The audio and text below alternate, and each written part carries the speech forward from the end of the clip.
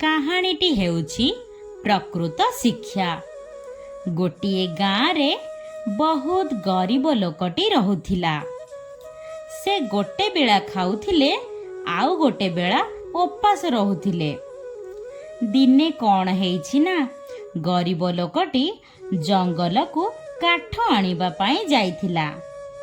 କାଠ ନେଇ ଆସୁ ଆସୁ ଜଙ୍ଗଲ ଭିତରେ ଗୋଟେ ବୁଢ଼ୀଟିକୁ କାନ୍ଦୁଥିବାର ଦେଖିଲା।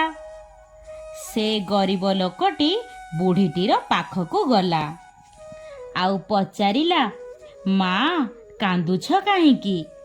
ତୁମର କ'ଣ ହେଇଛି? ଆଉ ଏ ଘଞ୍ଚ ଜଙ୍ଗଲ ଭିତରେ ତୁମେ କ'ଣ କରୁଛ? ବୁଢ଼ୀ ମାଟି ଉତ୍ତର ଦେଲା, ମୋତେ କିଛି ଦେଖାଯାଉନି ପୁଅ, ଏଇଟା ଜଙ୍ଗଲ, ମୋତେ ଜଣା ନାହିଁ।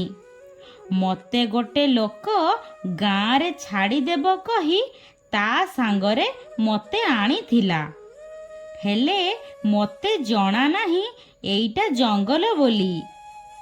ମୁଁ ଅନ୍ଧୁଣୀ ବୋଲି ସେ ମୋତେ ଜଙ୍ଗଲରେ ଛାଡ଼ିଦେଲା।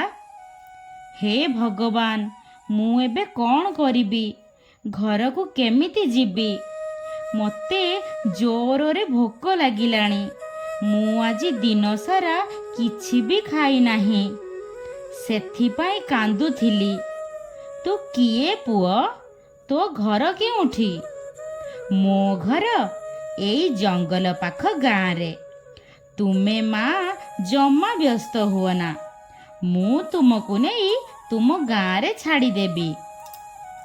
ଆଉ ତୁମେ କାନ୍ଦନି, ଭଗବାନ ଏମିତି କେତେ କ'ଣ ଦୁଃଖ ଦିଅନ୍ତି ମଣିଷଙ୍କୁ। ସବୁରି ମୂଳରେ ଭଗବାନ ଅଛନ୍ତି ମା। ମୁଁ ତମକୁ ନେଇ ତୁମ ଗାଁରେ ଛାଡ଼ିଦେବି। ଏହା ଶୁଣି ବୁଢ଼ୀ ମା ଜଣକ ଗରିବ ଲୋକଟି ସହିତ ତାଙ୍କ ଘରକୁ ଗଲେ। ଆଉ ଗରିବ ଲୋକଟି ଘରେ ପହଞ୍ଚି ତାଙ୍କୁ କିଛି ଖାଇବାକୁ ଦେଲା। ଆଉ ତା ପରଦିନ ସେଇ ଗରିବ ଲୋକଟି ବୁଢ଼ୀ ମାଙ୍କୁ ନେଇ ତାଙ୍କ ଗାଁରେ ଛାଡ଼ିଦେଲା।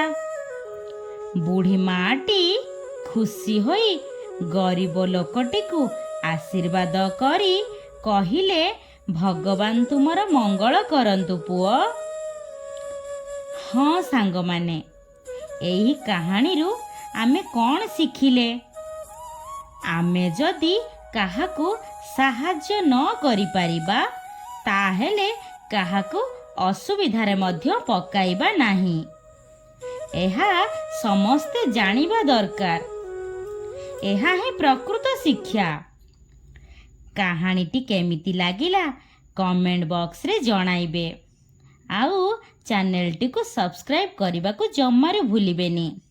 ଏମିତି ଯଦି ସୁନ୍ଦର ସୁନ୍ଦର କାହାଣୀ ଶୁଣିବାକୁ ଚାହୁଁଛନ୍ତି, ପ୍ଲିଜ୍ ଚ୍ୟାନେଲଟିକୁ ସବସ୍କ୍ରାଇବ୍ କରିବେ ଏବଂ ଲାଇକ୍ ସେୟାର କରିଦେବେ। ରହୁଛି, ନମସ୍କାର, ଜୟ ଜଗନ୍ନାଥ।